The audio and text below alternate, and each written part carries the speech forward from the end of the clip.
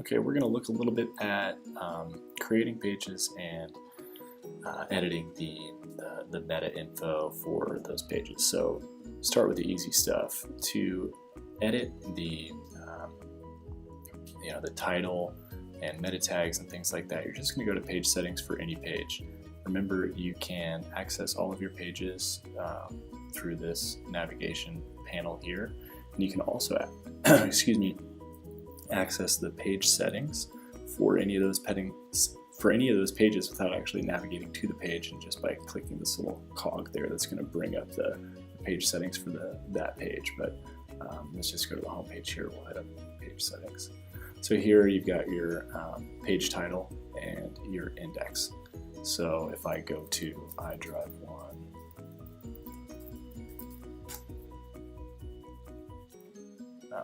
you'll see that we've got a page title that says car dealership, Carrollton, Texas, used cars, iDrive1 motor cars. So how do we edit that? If you go into meta tags, you're going to see the heading, the title, and the description. So these will give you some little pro tips, and these are what we use for our kind of templated structure, so that when we create new sites and pages, they have the proper information that's ported in from the website information. But you are welcome to overwrite these with just actual cities and states or whatever text you want. These are just what we have that comes out of the box. SEO URL, this is really only relevant for inventory pages. I'll show you here in a second. And these you probably don't need to worry about. Data dependencies are more for our development teams to ensure that you are passing the right information when leads are submitted, things like that. So you really don't need to mess with this too much, but it's always a good idea to set the page type if you are creating your own page. So if you're creating a page on, say, the 2016 Tesla Model S P85D, you would label that a model CLP, and their system kind of knows how to categorize that page for analytics purposes. And these data dependencies are for, if let's say I create a pop-up for a scheduled test drive from a VDP. That pop-up in and of itself is just a pop-up that creates a form, and that form doesn't know what vehicle you want to test drive for unless we assign a data dependency. So if I say VUID, that's a vehicle identifier. If I assign that VUID to the pop-up page, then it will know that it needs to pass information about the page behind it and the vehicle underneath that pop-up when the lead is submitted. That's probably more than you need to know. It's mainly just the meta tags that you're going to want to mess with, and these you're familiar with creating new pages. So now to create a page. So you can add a page, and you can start with a blank page, but then, that's going to take a little bit longer. So I would suggest coming in to, pages that are shared. You'll see a lot of different, model comparison pages, vehicle features, and don't worry about these colors. Your site has global styles. So when you create a page from a template, it'll use the same imagery that you see here, but like, for instance, this green is going to port in and inherit your site's global styles. So you can kind of sort through these, and there's going to be probably a lot of junk in here that won't be relevant for you. You can also use this search feature if you find one that you like, but one of my favorites, I actually made this page. It's useful for many things, is content page with sections. So you can just like search for sections and you'll find this one. Go ahead and click next, and then we'll just do demonstration page, and you'll see that it created a URL based on what I put here. So we'll go ahead and hit create, and this can take some amount of time, 15-20 seconds. Oh, looks like it did pretty well for me just there. And you can see that it is actually inheriting my fonts, my colors, etc. See, I've got red instead of green. Now, the images, however, are the ones that are used in this template. But the nice thing about the images being on here is they already have settings so that they kind of look good in the containers. The most arduous process of creating a page is ensuring that all of the container settings and margins and paddings are good across all devices. For instance, in this container, I've got some padding across the top here, 51 pixels of padding. Now that is a module specific style. You see that this icon means that this parameter can be adjusted across devices. So I've done this for this container, everything inside this gray box for desktop, but obviously if I switch to mobile, I'm not going to want as much padding.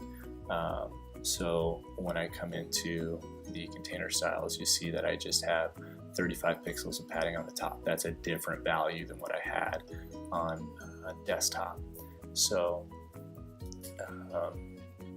be mindful of that as you're messing with stuff. But that's the nice thing about creating from a template is these things are generally already done for you. So let's go back to desktop where we can do the majority of our editing. And, you can make changes to modules just by double clicking in them. For instance, I don't like this title of by the numbers, I'm going to hide that. You can also delete the module. If you wanted to replace an image, just double click and hit the X and you're good. And you'll want to set links for any images that you add. As far as SEO purposes, the image description is what we'll show as alt text to the browser. So if you want to enter an image description for a little added SEO value, you can do that as well.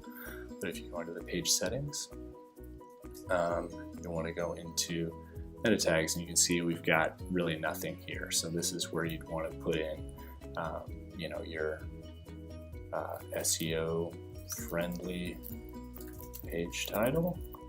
And the page heading is used on inventory pages, so really you're just concerned with title and description, but I always duplicate this right here, and then this is the the 140 characters that Google displays as a description. Find you what you're looking for and use keywords that will become bolded when they match the search query. And I just hit publish.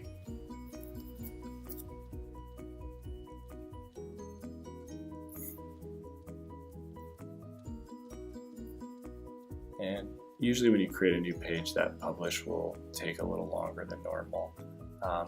Also when you make certain style changes, sometimes that publish can take a little while, but then hit preview and you'll see that I've got my SEO friendly page title, and that went away and everything's good, and you can preview this across devices. It's going to look great.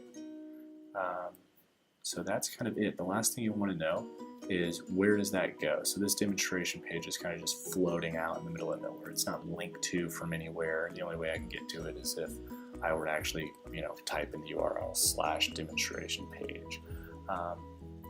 So if you wanted to create a new About Us page, or put this under About Us, I could just drag this up and put it under wherever I want, so that it is now available in the About Us section of the website. So right here you see About Us, and you see just these two links, and that's because those are the only two links that are available there.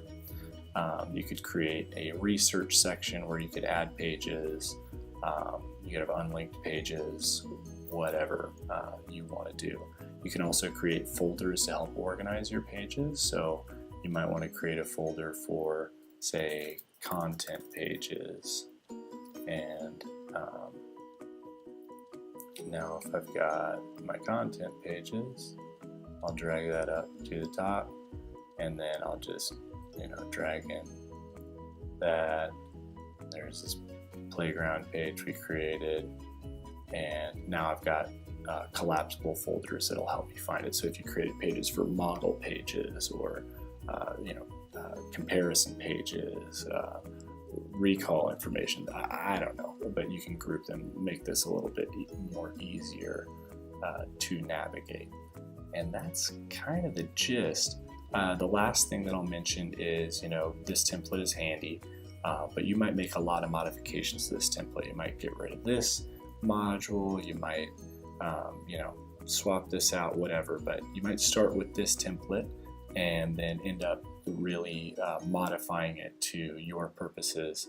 That would be a lot better for to start with that page that is more in line with what you're trying to do, as opposed to starting with this template. So what you can do is, when you're done, just save as a template. So I can click that, and then you will title this my model landing page, or comparison page template, whatever you want. And then I really recommend uploading a thumbnail. That way when you go to the gallery, you'll be able to see it and be like, oh yeah, that's what it looks like. And then to make it look really nice, you'll just want to crop that image in an image editor to these dimensions, and then your template thumbnail will look really good. And when you create that, then I won't actually do it, but then it's going to be available whenever you add a page. Let's go ahead and I'll publish changes real quick. Whenever you add a page, it's going to be under My Templates if you've created them. So that will be really handy for cranking out content based on a theme, a page template that you have spent a lot of time on, got your imagery right, and oftentimes if you're building a bunch of model pages, they're going to have the same format, and you're just going to swap out like the specs of the model and things like that. So I highly recommend creating your own template after you've modified a page template to where you think you'll want to replicate it a lot. And another pro tip would be, you can just duplicate the page if you wanted to quickly get a copy of that page. And then the last thing I'll mention with regard to SEO is, I showed you the alt text within images, but you'll also want to make sure that inside the text editor, obviously browsers really care about headings. So do not just come in here and use it like Microsoft Word and just start messing with sizes.